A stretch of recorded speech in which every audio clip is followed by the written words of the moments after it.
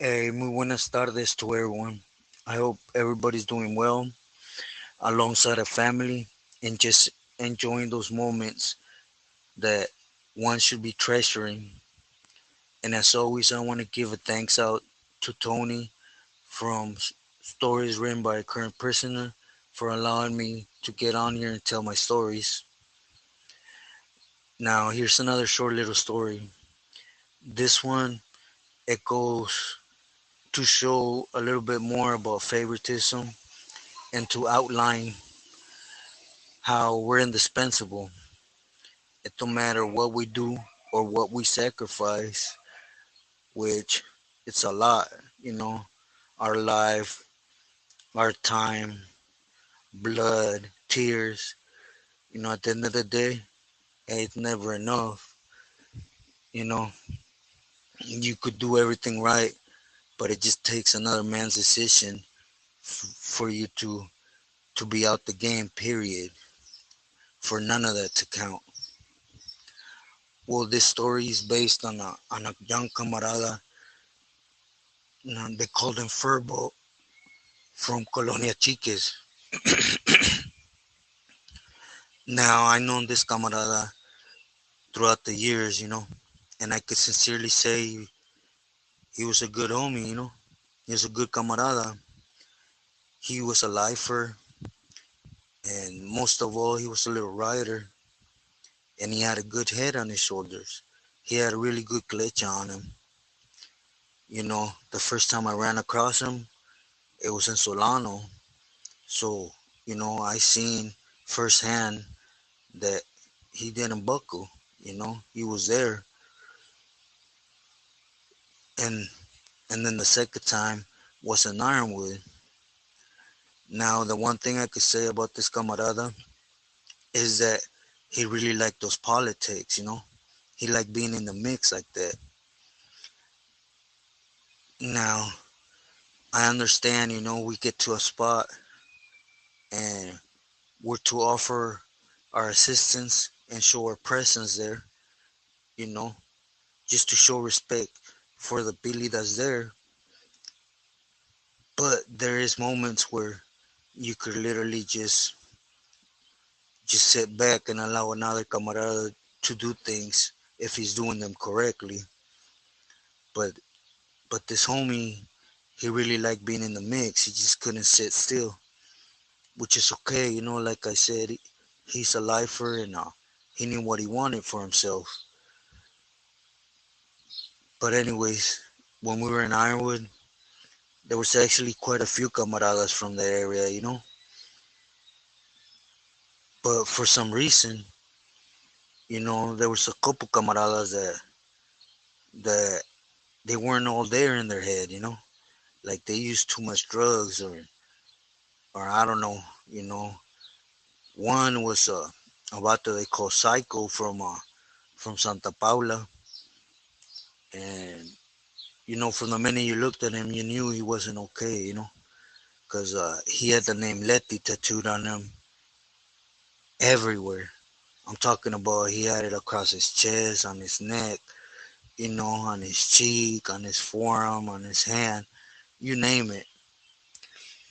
And when you sat there and talked to him, you knew he was a little off. But at one time, there was another young camarada that got there. They called him Night Out, and he was a little off.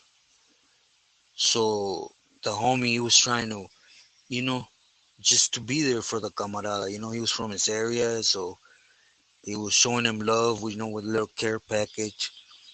He was checking if he needed, shower shoes, shoes, you know, the things you need once you get to a place, to get started. So this was happening, and a couple days later, they were already calling his attention because just out of the blues, I believe he was on the top tier. I don't remember the exact number of the cell. I believe it was 21, cell 221. And he came out the cell and he went down the stairs and into the day room in shower shoes.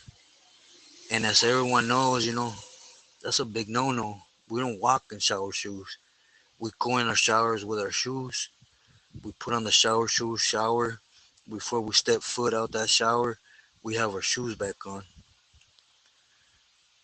So they called it detention, so the camarada was basically trying to school him a little bit.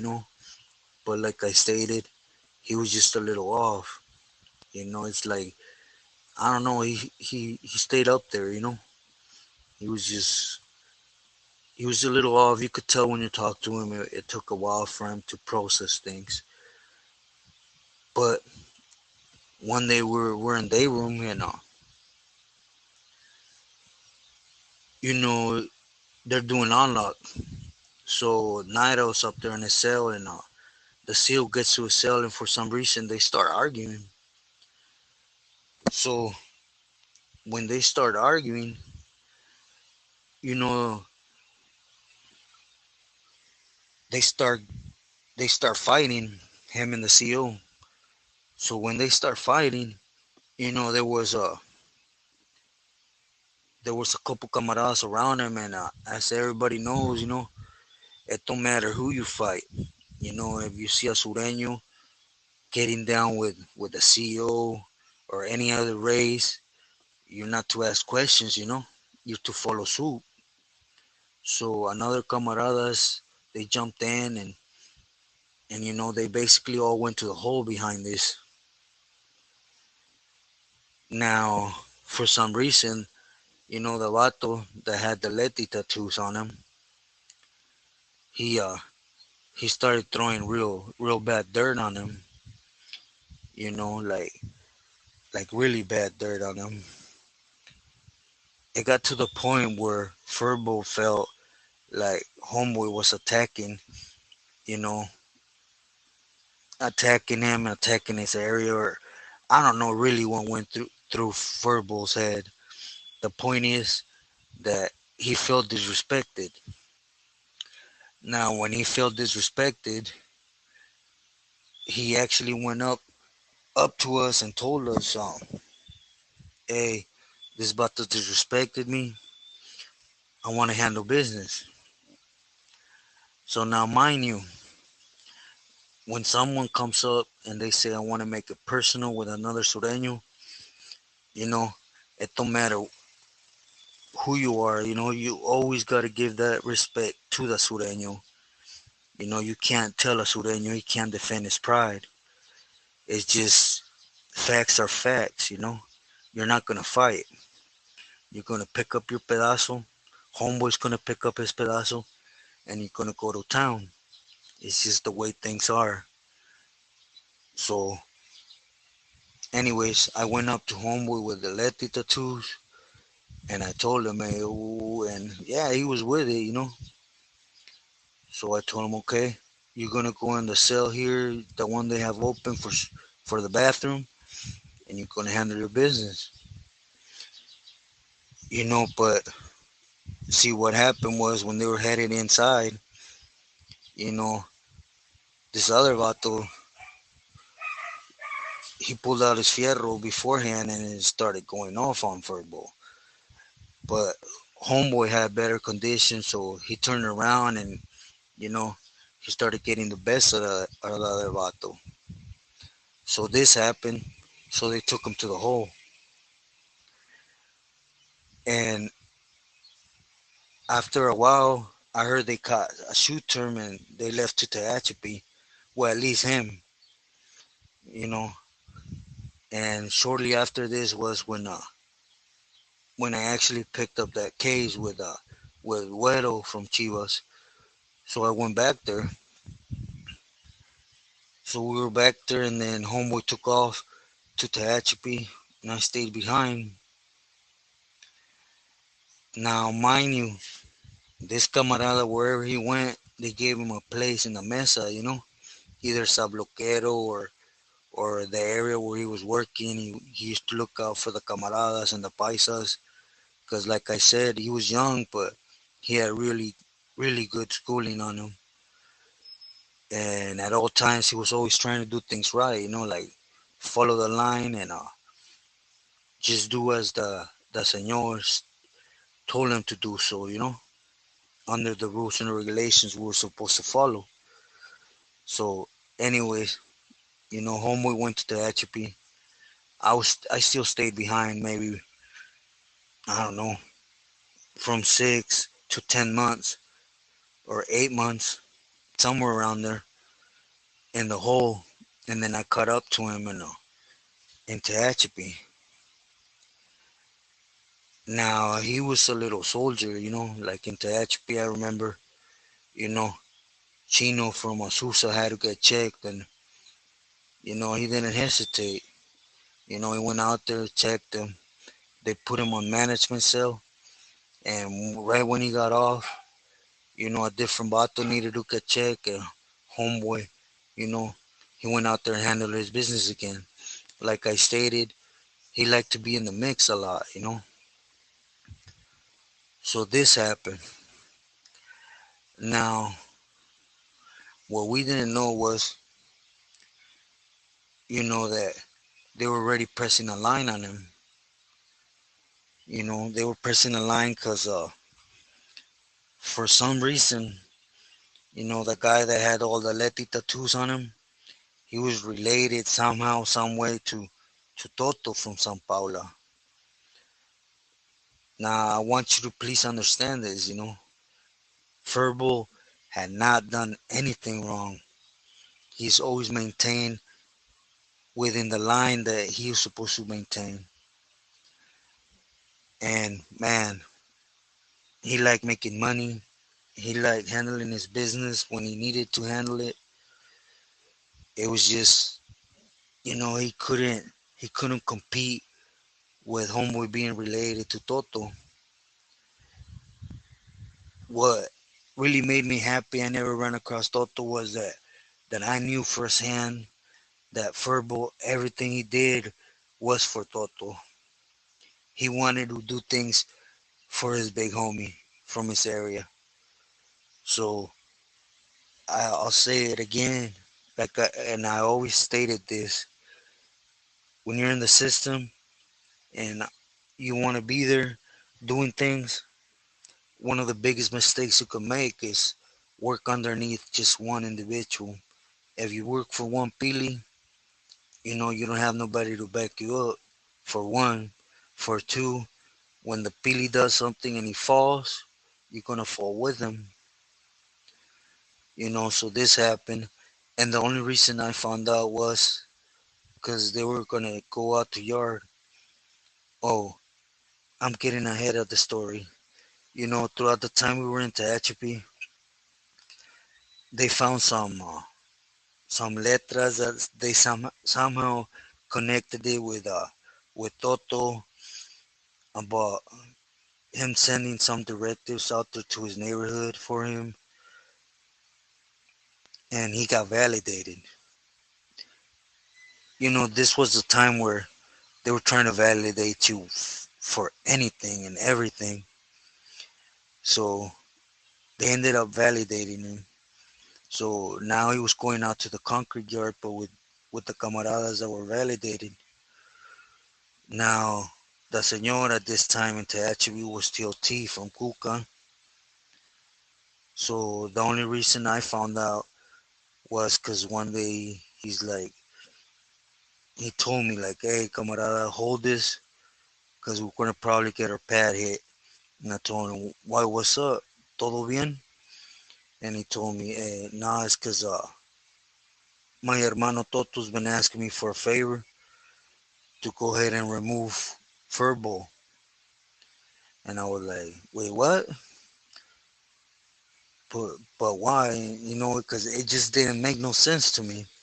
For one, that they were going to remove him knowing that homeboy like walking, you know, he liked doing things correctly. He was one of those types that even if there was nobody around, you asked him to do something that was out of pocket, he would tell you straight up no. So, and for two, it was coming from Toto.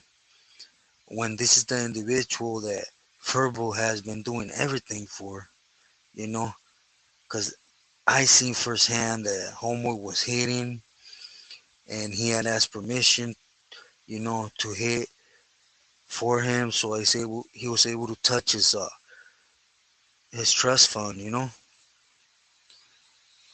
So I knew he was doing thing. I mean, he picked up a couple pegadas for him, everything. All he thought was about pleasing the homie from his area. But like I said, you couldn't compete with homeboy being related to the Pili, and the Pili, being what he is. He basically he discarded everything that homeboy had done, and was asking T for the favor to hit him, to whack him. So when he told me this, I remember I even told T, hey, man, that's a hard one. You know, I could what was I gonna tell the señor? I couldn't tell him your hermano's wrong or anything, you know. And T just answered like, oh yeah, I know, but there ain't nothing I could do either. So, anyways, they went out there and I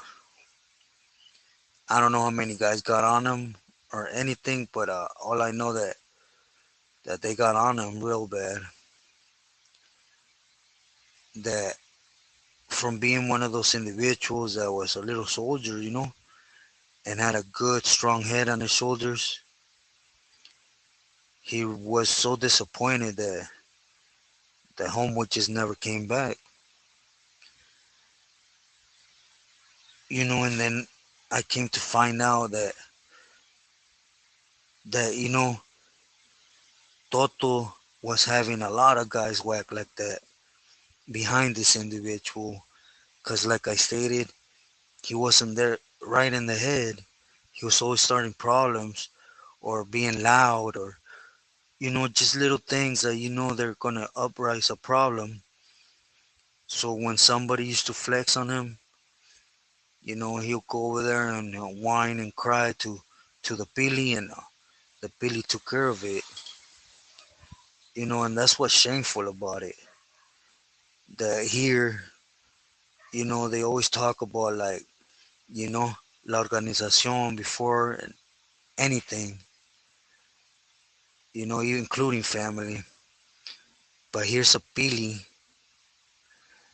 that, you know, has righteous, solid camaradas around him, that he knows what they can bring to the table.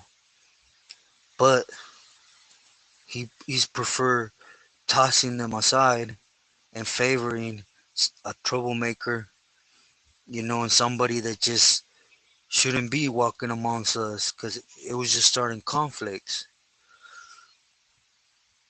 But you couldn't tell him anything because another time I remember I seen homeboy, what was his name? Gadget, Gadget from Santa Paula. Man, I remember that he was sending them, clavo and feria and everything. And I believe one week he was supposed to hit X amount, but they couldn't put together that much amount. So, you know, homeboy send it to him. Like, I mean, righteous send it to him, not a third, not half, send it to him. And for I think a couple grams that were short, homeboy got mad and had him hit, you know, because it goes back to you can't get between a tecato and his high, And I apologize for saying it like that, but things are what they are, you know. If you're making money for them, you know where it's gonna go, or either you bring dope for them. That's mainly why they care. So it was a hard eye opener for me, that that we can be thrown out so easily. And like it's just hard. It's hard to put my head around it for a lot of reasons, but mainly because I knew Homeboy firsthand, and I knew how strong of a head he had. I knew how he was doing things, and just to be thrown out like that, it's just, you know, at all times we're in there and we're trying to uphold what the senores say, what the pilis put out there, trying to please a grown man just for the respects of what we're doing. And at the end of the day, they don't respect that. They prefer carga. They'll throw you out like nothing. And the minute something goes to what's not to their liking, you're done. Because he never took into consideration that Homeboy, besides he was doing everything right, that he was a lifer. So, I know from a couple things that Furbo told me, that when he was in his county, he had taken care of quite a few people, like putting them on the list, having them removed, basically putting him on that side. And everybody knew that he was in front. So now Homeboy sent him to a PC yard after making a gang of enemies for him. So it's just something that I thought I would share with you guys. It's just a difficult situation. I know I sound like a broken record, and I know there's a lot of people out there saying like, man, you've seen it time and time again. But to be sincere, you know, I was just one out of many, and it's just the truth about things, because when we're doing that, even though my aspiration was never to become nobody, my aspiration was just to be on the yard, be a sureño, and support with what I had to support, you know. But, when I see things like this, for example, with Chino, with Toto, things like this, I always said like, oh, now I know who to stay away from. Oh, but that ain't never gonna happen to me. When I was being dumb, I was being naive, cause what made me special? Nothing. I was just one out of many. And like I stated before, I never had a bad falling out with them. At least not in bad terms. I never PC'd up. I have never told none of that. And I don't encourage none of that. You know, I believe that you could be a righteous person. You could be a righteous sureño. Just you gotta have the right values set for yourself. You know, just keep those values for you and only you. You know, value your friends you grew up with, and always value your family. That when you're busted, they're the ones that are gonna suffer with you. When war happens and you end up in the hospital, they're the ones that are being worried about it. You know, what happened to my dummy that is in the hospital? It is why it's always the right. We always consider ourselves to be loyal. We just have our loyalties confused. And I think it's just right that, you know, I can understand that we're rebellious, to a certain age, but to a certain age, we gotta set things right with family. But I just thought I would share this story with you guys. I hope I was able to make some sense, and I hope it brings one other person to realize to what's important. Now, just to answer a quick question, someone had asked me if I knew Chispas from 18. And yes, I was with Chispas. I was actually next door to him in the shoe. He was sealed up with the other Billy choppers from 18. But to be sincere, he was a cool Billy. I seen him always to himself. Now, if he had workers and if he had things going on yards, I couldn't really tell you, which more than likely he did. But when we were in the shoe, he was a big homie. You know, we used to always be talking at the door, him or with shoppers. But other than that, I really don't have much to say about him. Besides, he was my neighbor for a little bit, and I could silly, say he was a respectful, respectable man. You know. But with this said, I really appreciate everyone's time and for everyone's comments. I want to thank you for just for listening to my stories. In the hope that I could make some sense and out of all this craziness. Well, with this said, me and Tony are going to be doing a sit down. Tony's thinking about doing a live together just to have people being able to tap in and ask direct questions to me, which we're thinking about doing something like this tomorrow, either a sit down or a live. But with this said, again, everybody stay blessed, value yourself, and always value your family. Gracias.